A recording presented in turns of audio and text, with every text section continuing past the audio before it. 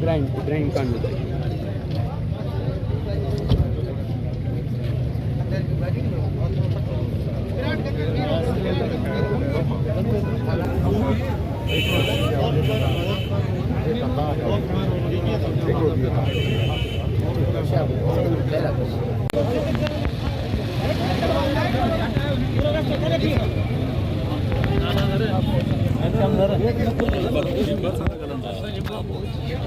अच्छा सर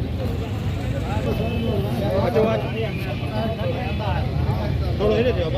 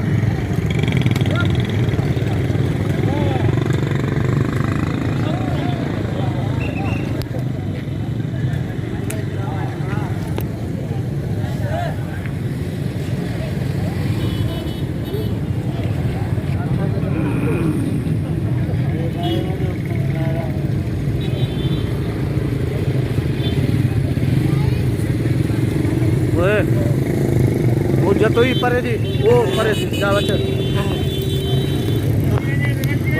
बस हली बस बस बस चली हली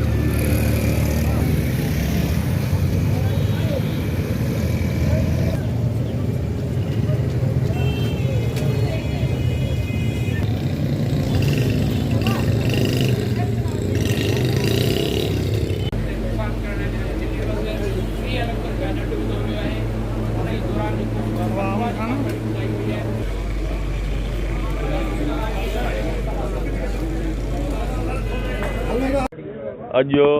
शाहानी जतोई साहबन जो ठाह पियो थे उन में मां ऐं ॿिया जेके सरदार आयल मौज़ीन आहिनि ॿिन्ही धुरनि जा असां थोराइता आहियूं जंहिं सभिनी खे मान ॾींदे इहो वॾो शिर टारियो ख़ासि करे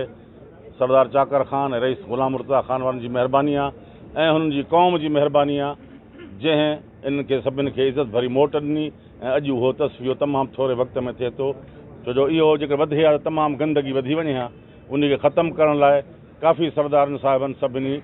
सरदार रफ़ीक जमाली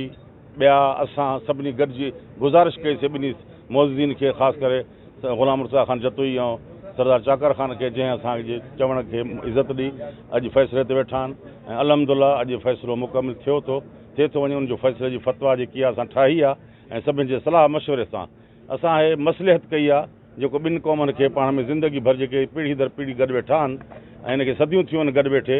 ज़मीन जे मालनि जे भेलनि ते एतिरो मिसाल जी ॻाल्हि परे वञी पिया आहिनि अलाह कंदो इहे कुदरतूं ख़तमु थींदियूं ऐं पाण में मोहबतूं वरी उजागर थींदियूं अलाह कंदो ॿई पाण में वरी ॿाहिरि थी रहंदा फ़ैसिले जी फ़तवा असां लिखी आहे उहा हाजी करीम नो ॿुधाईंदो फ़ैसिलो शाहाणनि ऐं जतोइनि जो फ़ैसिले कंदड़ आहिनि सरदार मंसूर अली ख़ान पहर रईस ग़ुलाम मुर्तज़ा ख़ान जतोई डॉक्टर मोहम्मद इब्राहिम खान जतोई, सरदार रफ़ीक अहमद खान जमाली, रईस मसरूर अहमद खान जतोई, मीर आबिद हुसैन खान जतोई,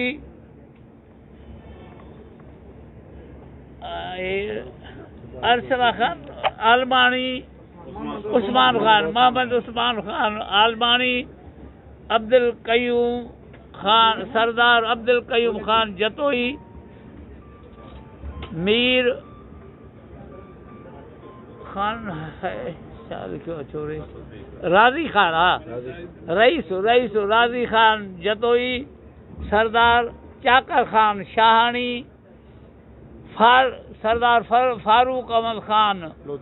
लोधी, जाम बशीर अली खान साहब, शबीर अली खान, सलाहकार हाजी करीमनो जतोई, दुरा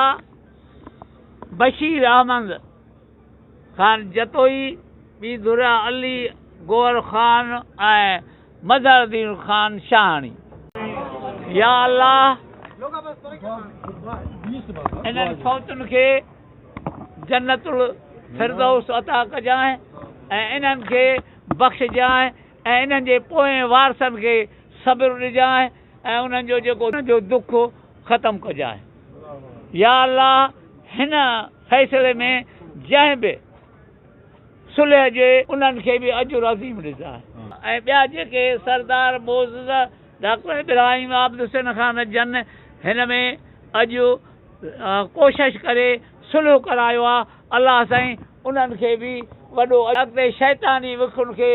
ते न हलनि ऐं अलाह साईं उन्हनि खे हिदायत कजांइ त अॻु में जीअं भाव रथी रहिया हुया, अलाह साईं उन्हनि खे बि हिदायत कंदे त शैतान खे परे करे भाव रथी रहनि ऐं पाण में हिकु जहिड़ा जीअं